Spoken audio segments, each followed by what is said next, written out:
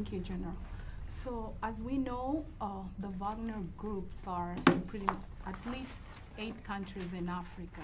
So, can you give us an overview in terms of military capability, how dangerous this Wagner group can represent to African nations?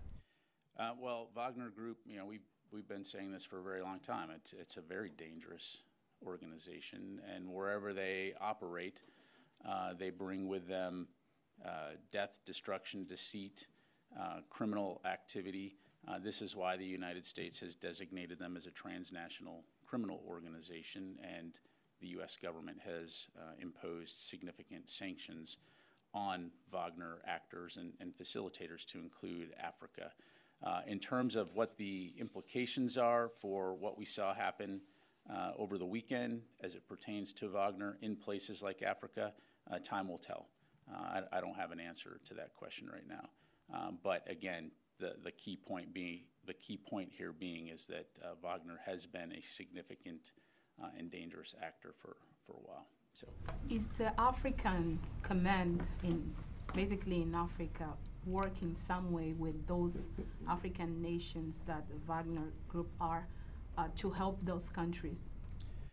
So broadly speaking, like we are elsewhere in the world, U.S. Africa Command is working closely with nations in Africa to focus on security and stability efforts.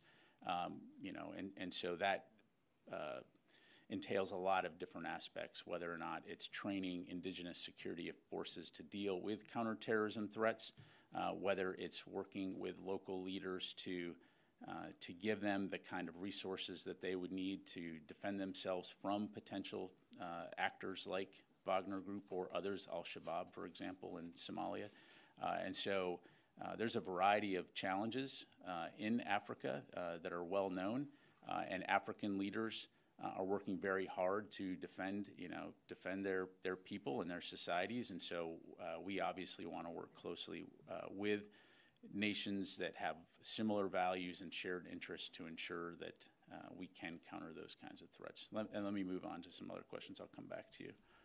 Yes, ma'am.